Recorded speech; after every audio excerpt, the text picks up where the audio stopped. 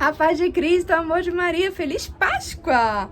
Hoje, oitavas da Páscoa, quarta-feira, dia do ó glorioso São José. Rogai por nós, abençoai as nossas famílias, São José, e as famílias do mundo inteiro. Feliz Páscoa! Vamos rezar pelo sinal da Santa Cruz, livre-me Deus, nosso Senhor, dos nossos inimigos. Em nome do Pai, do Filho e do Espírito Santo. Amém. Vinde, Espírito Santo, sobre os nossos corações, nossas mentes, nossos olhos, nossos ouvidos, nossa boca, até o nosso respirar. Que tudo venha de Deus e volte para Ele. Amém. Ciclo perfeito do amor de Deus. Ele vem, sobre nós e nós retornamos a Ele. Quanta graça de Deus. Primeira leitura, Atos dos Apóstolos, capítulo 3, versículos de 1 a 10. Graças e louvores sejam dados a todo e qualquer momento ao Santíssimo e Diviníssimo Sacramento. Vem Espírito Santo sobre nós, nos ilumina, abre, destampa esses ouvidos tampados, esse coração de pedra, arranca-o e dá um coração de carne. Tira as vendas desses olhos, essas cascas nos olhos, abre a nossa boca, tira tudo da boca, até o nosso respirar que seja por ti. Ensina-nos a respirar o teu amor, Jesus. Naqueles dias, Pedro e João subiram ao templo para a oração, das 3 horas da tarde. Então, trouxeram um homem coxo de nascença, que costumava colocar todos os dias na porta do templo, chamada Formosa, a fim de que pedisse esmolas aos que entravam. Quando viu Pedro e João entrando no templo, o homem pediu uma esmola. Os dois olharam bem ele, Pedro disse: "Olha, para nós." O homem fitou neles o olhar, esperando receber alguma coisa. Pedro então lhe disse: "Não tenho ouro nem prata, mas o que eu tenho eu te dou. Em nome de Jesus Cristo Nazareno, levanta-te e anda." Pegando-lhe a mão direita, Pedro levantou. Na mesma hora, os pés e os tornozelos do homem ficaram firmes. Então ele deu um pulo, ficou de pé e começou a andar.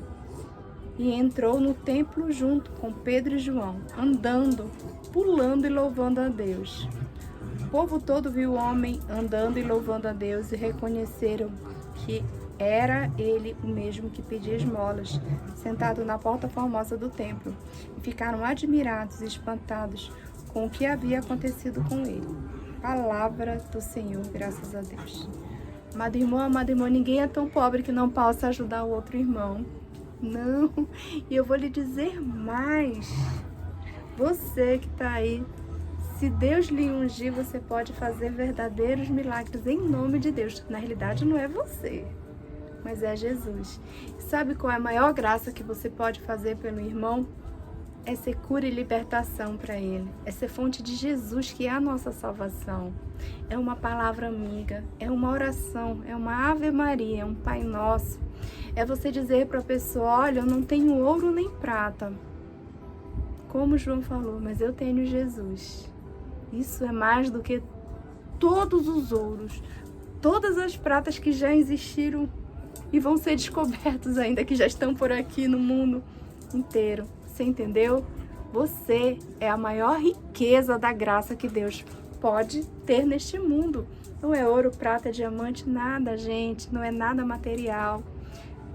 Deus lhe ungiu, Deus lhe deu a graça de ser seu filho muito amado. Você é filho de Deus por herança de Cristo. Você não é filho porque você nasceu de Deus. Você foi gerado da graça do amor de Deus a Cristo. Você é fruto da graça, você é fruto do sim de Jesus, você é fruto do sim da Virgem Maria. Você é o fruto verdadeiro do amor de Deus. Amém? Vamos ao responsório, Salmo 104. Exulte o coração dos que buscam o Senhor. Dai graças ao Senhor, gritai seu nome. Anunciai entre as nações seus grandes feitos. Cantai em tuais salmos para ele. Publicai todas as suas maravilhas. Gloriai-vos em seu nome, que é santo. Exulte o coração que busca a Deus. Procurai o Senhor Deus e seu poder. Buscai constantemente a sua face. Descendentes de Abraão, seu servidor, e filhos de Jacó, seu escolhido. Ele mesmo, o Senhor, é nosso Deus. Vigoram suas leis em toda a terra. Ele sempre se recorda da aliança, promulgada em incontáveis gerações, da aliança que ele fez com Abraão, e do seu santo juramento a Isaac. Amada irmã, a aliança de Deus, ela é eterna. Deus, ele não quebra uma aliança. O que Deus faz, ele faz. O dom que Deus lhe deu, ele nunca vai tirar. Ele não tira, porque o dom que ele lhe deu, né? Às vezes você sabe para que Deus lhe fez. Deus lhe fez para amar, eu lhe digo logo. Você foi feito para amar e ser amado, mas você já é amado 100% por ele. Não espere outro amor da terra, porque nenhum desses amores aqui terrenos jamais substituirão o amor que você já tem, que é o amor de Deus.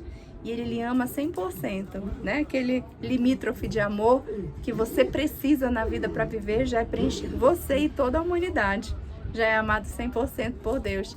E você também nasceu para amar a todos e amar incondicionalmente. Você não tem que gostar de ninguém, não. Eu sempre falo isso para meus filhos. Você não precisa gostar nem paparicar ninguém, mas que você precisa amar a todos. Amar como o amor de Jesus, com misericórdia, com compaixão, não desejando mal, querendo o bem daquela pessoa.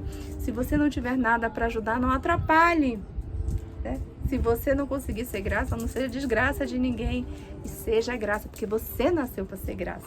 Você nasceu para vencer, você já venceu, porque Cristo venceu na cruz para a sua salvação. Vamos ao Santo Evangelho. Santo Evangelho é segundo São Lucas, capítulo 24, versículos de 13 a 35. Este dia que o Senhor fez para nós, alegremos-nos e nele exultemos. A gente está todo dia falando isso, né? Porque a Páscoa é de Jesus, minha gente, e nós aqui ganhamos o presente. Naquele mesmo dia, o primeiro da semana, 2 dos discípulos de Jesus iam para o povoado chamado Emaús, distante 11 quilômetros de Jerusalém. Conversavam sobre todas as coisas que tinham acontecido. Enquanto conversavam e discutiam, o próprio Jesus se aproximou e começou a caminhar com eles. Os discípulos, porém, estavam como que cegos e não o reconheceram. Então Jesus perguntou: "Que ides conversando pelo caminho?" Eles pararam, com o rosto triste, e um deles, chamado Cleofas, lhe disse: "Tu és o único peregrino de Jerusalém que não sabe o que aconteceu nesses últimos dias." Ele perguntou: "O que foi?" Os discípulos responderam: "O que aconteceu com Jesus, o Nazareno, que foi um profeta poderoso em obras e palavras diante de Deus e diante de todo o povo? Nossos sumos sacerdotes e nossos chefes o entregaram para ser condenado à morte e o crucificaram. Nós esperávamos que ele fosse libertar Israel, mas, apesar de tudo isso, já faz 3 dias que todas essas coisas aconteceram. É verdade que algumas mulheres do nosso grupo nos deram um susto. Elas foram de madrugada ao túmulo e não encontraram o corpo dele. Então, voltaram dizendo que tinha visto anjos e que estes afirmaram que Jesus está vivo. Alguns dos nossos foram ao túmulo e encontraram as coisas como as mulheres tinham dito. A ele, porém, ninguém o viu." Então Jesus lhe disse: "Como sois sem inteligências e lentos para crer em tudo que os profetas falaram? Será que o Cristo não deveria sofrer tudo isso para entrar na sua glória?" E começando por Moisés e passando pelos profetas, explicava aos discípulos todas as passagens da Escritura que falavam a respeito dele. Quando chegaram perto do povoado para onde iam, Jesus fez de conta que ia mais adiante.